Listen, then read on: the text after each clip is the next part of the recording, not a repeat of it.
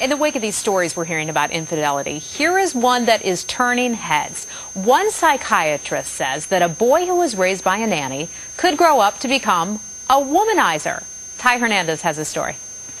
They give hugs, change diapers, feed meals, and many moms and dads would be lost without them. But could nannies be turning little boys into cheating men?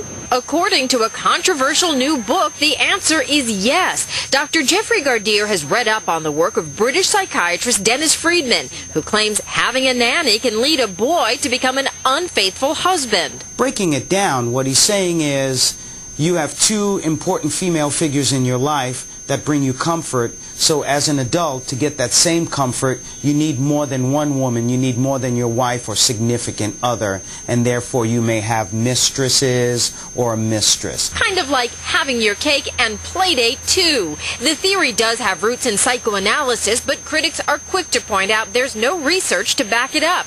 On the street, opinions are mixed. We don't have a nanny, but there's a lot of women in his life, and I don't worry about that for him at all. That maybe might be a factor. You think so? Yeah, I think so. Why? They go like very spoiled with like somebody doing everything for them. So when they grow up, I think they want the same from a woman. As for girls raised with nannies, Dr. Friedman says they can become needy. He says the solution is not to have a nanny at all until after a child's first birthday.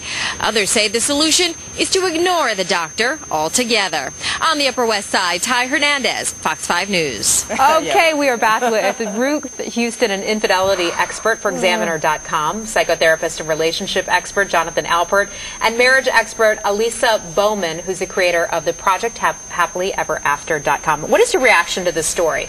I think it's a lot of nonsense, and all it's doing is providing cheating men with another excuse. Don't buy into it. We don't want to give them any more excuses. No, there are enough of them out there already. You too agree? I agree with Ruth. I think the theory is deeply rooted in psychoanalytic theory, which is outdated. And there are plenty of cheating men who never had a nanny, and plenty of men who cheat who have had many nannies. So. Okay, all right. Well, good to know that those moms out there who have nannies are safe. They're safe. They're safe. Let's talk a little bit about the economy and things going on have put a lot of pressure on families. Is that causing people to look at cheating, infidelity, this sort of pressure cooker?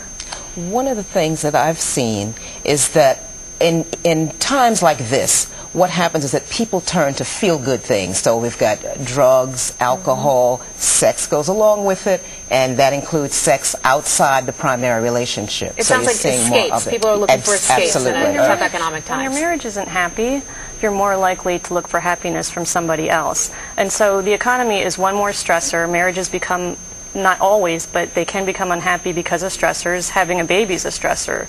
A spouse losing a job is a stressor. And so these are signs that you need to work on your marriage and make it strong, because one partner might look for that happiness somewhere else. What can folks do at home to try to prevent something from happening? Folks need to get back to the core of what brought them together initially, what they value, develop some mutual goals, and really start working towards them. People lose sight of why they initially got together. Fall of '08, I saw a huge bump in cheating men and women. People used... Really? And the fall of '08, and that is when the economy collapsed? People use sex as a way to get comfort, to deal with stress. Like a drug, like alcohol, like comfort foods. People were relying on sex outside of the marriage. All right. Well, to leave things on an up note, you say get back to the basics. Get back to thinking about what brought you all together. Yeah. All right, everyone. Thank you so much. Ruth Houston, Jonathan Alpert, and Elisa Bowman, thank you so much for coming in. We sure appreciate it. To learn more about all of today's topics, you can log on to myfoxny.com and click on Public Affairs, not the other kind of affairs. That's all for today's show. Thanks for joining us. From all of us here at Fox 5, I'm Heather Nauert, and we'll see you next time for more Street Talk. Bye-bye. Yeah.